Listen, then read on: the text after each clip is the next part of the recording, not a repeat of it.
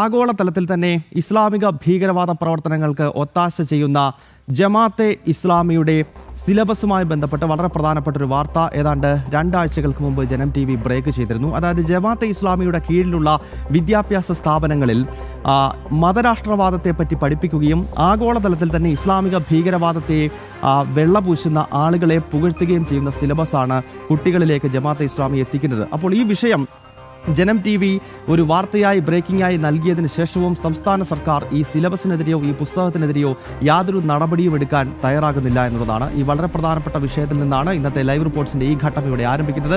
കോഴിക്കോട് നിന്ന് അനഘ ഹർഷനാണ് വിവരങ്ങളുമായി ചേരുന്നത്. അനഘ, നമ്മൾ ഈ വാർത്ത ഏതാണ്ട് 2 ആഴ്ചകൾക്ക് മുൻപ് നൽകിയതാണ്. ജമാഅത്തെ ഇസ്ലാമി അവരുടെ സിലബസിനകത്ത് ഇസ്ലാമിക ഭീകരവാദത്തെ വെള്ളപൂശുന്നുവെന്ന് മാത്രമല്ല തീവ്രവാദ സംഘടനകളെയും അതോടൊപ്പം തന്നെ അതിൻ്റെ നേതാക്കളെയും ഒക്കെ ന്യായീകരിക്കുന്ന രീതിയിലുള്ള സിലബസാണ് ഈ കുട്ടികളിലേക്ക് ജമാഅത്തെ ഇസ്ലാമി എത്തിക്കുന്നത്. അപ്പോൾ നമ്മൾ ഈ വാർത്ത നൽകിയതിന് ശേഷവും ഒരു നടപടിയും സർക്കാരിന്റെ ഭാഗത്ത് നിന്നുണ്ടാകുന്നില്ല. കാരണം ഈ നിയമസഭാ തെരഞ്ഞെടുപ്പിലും ജമാഅത്തെ ഇസ്ലാമി ഇടത് വലത് മുന്നണികളുമായി ധാരണയുണ്ടാക്കിയിട്ടുണ്ട്. അപ്പോൾ അത് വേണമല്ലോ ഇതിലൂടെ മനസ്സിലാക്കാൻ. തീർച്ചയായും ഗൗതം, ജമാഅത്തെ ഇസ്ലാമിക്ക് കീഴിലുള്ള മജ്ലിസ് എഡ്യൂക്കേഷൻ ട്രസ്റ്റിന്റെ കീഴിലെ വിവിധ ഇടങ്ങളിൽ പഠിപ്പിക്കുന്ന പാഠപുസ്തകത്തിലാണ് മത തീവ്രവാദികളെ വെള്ളപൂശുന്ന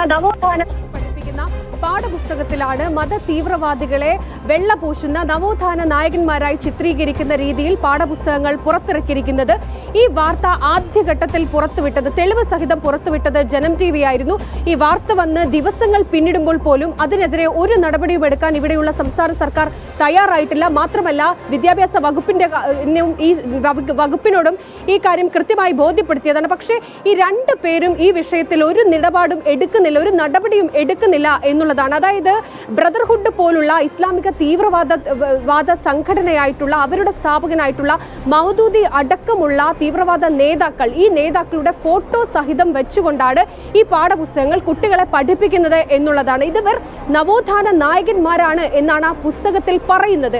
ഇങ്ങനെ കൃത്യമായി ആ പുസ്തകത്തിലെ ഓരോ പേജുകളും ഇവരുടെ ഫോട്ടോ അടങ്ങുന്ന ആ പേജുകൾ അടക്കം പുറത്തു വിട്ടുകൊണ്ടാണ് നമ്മൾ ആദ്യം ഈ വാർത്ത പുറത്തു കൊണ്ടുവന്നത്. പക്ഷേ എന്നിട്ട് പോലും ഈ പുസ്തകം പിൻവലിക്കാനോ ഇത്തരത്തിൽ മജ്ലിസ് എഡ്യൂക്കേഷൻ സെന്ററിനെതിരെ ഒരു അന്വേഷണം നടത്താനോ പോലും സംസ്ഥാന സർക്കാർ തയ്യാറാകുന്നില്ല എന്നുള്ളതാണ്. അതായത് ഇവിടെയുള്ള ആളുകൾ BJP അടക്കം ഉയർത്തിക്കാട്ടുന്ന ഒരു ചോദ്യമുണ്ട്. ഈ ജമാഅത്തെ ഇസ്ലാമി ഈ വരുന്ന തെരഞ്ഞെടുപ്പിൽ, നിയമസഭാ തെരഞ്ഞെടുപ്പിൽ UDF-നൊപ്പം നിൽക്കുന്ന നിലപാടാണ്. തങ്ങൾ ജമാഅത്തെ ഇസ്ലാമിയുടെ രാഷ്ട്രീയ മുഖമായ വെൽഫെയർ പാർട്ടി ഈ തെരഞ്ഞെടുപ്പിൽ തങ്ങളുടെ പിന്തുണ അത് UDF-നായിരിക്കുമെന്ന് പരസ്യമായി പറയുകയും ചെയ്തിരിക്കുന്നതാണ്.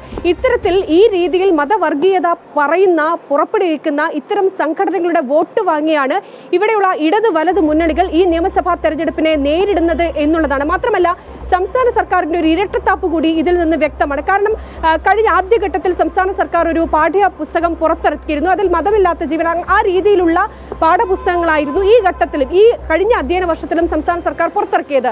അതിനുശേഷം പിന്നീട് മതസംഘടനകൾ, സമസ്ത പോലുള്ള ഇസ്ലാമിക മത പണ്ഡിത സഭ ഈ പാഠപുസ്തകത്തിനെതിരെ രംഗത്ത് വരുന്നു. ഉടനടി മണിക്കൂറുകൾക്കകം ഈ പുസ്തകം സംസ്ഥാന സർക്കാർ പിൻവലിക്കുന്നു എന്നുള്ളതാണ്. അതിൽ കൃത്യമായി സമൂഹത്തെ, ഒരു നവോത്ഥാന സമൂഹത്തിൽ വേണ്ട പാഠപുസ്തകമായിരുന്നു. പക്ഷേ സംസ്ഥാന സർക്കാർ അത് ഉടനടി പിൻവലിച്ചു. ഇതേ നിലപാട് സംസ്ഥാന സർക്കാർ എന്തുകൊണ്ട് ഇത്തരത്തിൽ രാജ്യവിരുദ്ധത പറയുന്ന മതഭീകരവാദത്തെ പ്രോത്സാഹിപ്പിക്കുന്ന ഇത്തരം പാഠപുസ്തകങ്ങളിൽ എന്തുകൊണ്ട് പിൻവലിക്കുന്നില്ല എന്നുള്ള ഗുരുതരമായിട്ടുള്ള ചോദ്യമാണ് ഇവിടെ BJP അടക്കം ഉയർത്തുന്നത്. എന്നാലും ഈ നിമിഷം വരെ സംസ്ഥാന സർക്കാർ ഇതിലൊരു നടപടി സ്വീകരിച്ചിട്ടില്ല. ഇതാണ് ഇവിടെയുള്ള സംസ്ഥാന സർക്കാരിന്റെ യഥാർത്ഥ മുഖം, ഇരട്ടത്താപ്പ് എന്നാണ് BJP ചൂണ്ടിക്കാണിക്കുന്നത്. ഗൗതം.